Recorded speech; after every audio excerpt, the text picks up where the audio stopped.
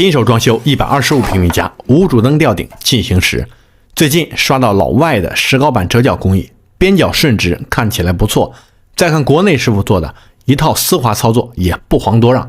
这效果看起来就很贵。对我来说，自己动手装房子，当然是做法越贵省的越多。阳台吊顶可以试试石膏板折角，当做进阶教程了。刷了不少极简风案例，借鉴喜欢的方案，融合自己的想法，设计了一版吊顶方案。接下来看我如何把方案描绘进现实。阳台窗子上方有一根 L 型拐角梁，之前计划着随着全屋一起做了规方照片，现在随着阳台吊顶决定用石膏板包梁，顺带再规方收了这个尾。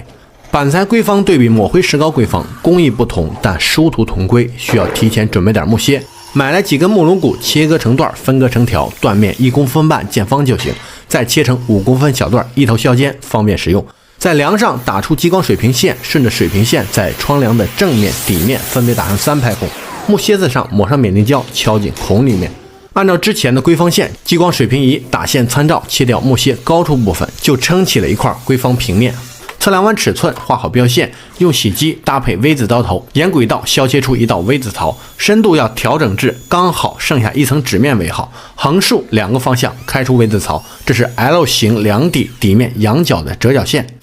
再按照窗梁尺寸测量画线，使用轨道锯紧贴标线，沿 V 字槽横竖2个方向精准裁切，45度对角铺设轨道，贴紧标线，切下一刀，断开板材，试着折了一下角，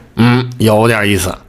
窗梁底边有些许误差，精准测量出数据，石膏板画线标记，在横竖2刀精准裁切出梁底形状，沿 V 字槽吸尘器除尽浮灰，涂上白胶，折成90度角，角尺多点校正，保证精密，粘贴胶带临时固定好。做完上述工序1、2、3、4、5、6、7、8道，下料才算是完成好。晾制半个小时，待到白胶生效，开始 L 型窗梁石膏板规方。聊到这里，把自己都快绕晕了。木工大项比较复杂，做起来难，描述清楚还要难。很多装修知识我会去注小帮里干货百科学习借鉴，里面从风格到设计，从设计到选材，从选材到施工，有详细的攻略。准备装修的朋友可以系统性了解。其实自装施工不难，难的是对比例、材质、光影的把握。装个注小帮里面有时下流行的海量效果图，研究10套案例，对于初次装修的业主来说也能建立起认知了。半小时过后，白胶已经生效，开始上板包梁。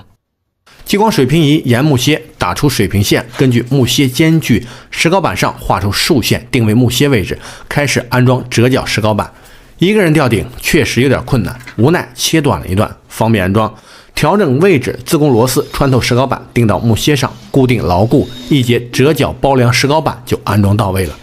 剩下一节如法炮制，安装到位，固定牢固。现在窗梁拐角位置只剩个缺口需要补上，先将包梁石膏板的空腔用发泡剂填上，裁切一条石膏板与窗梁立面宽度一样，一头切成45度角，中间开成 V 字槽，再把另一块反方向同样裁成45度角。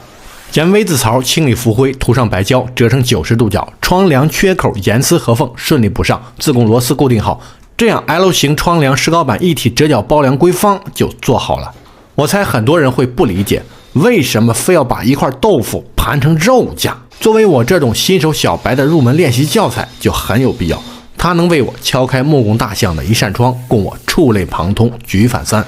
这个方法我可以不用，但不能不会。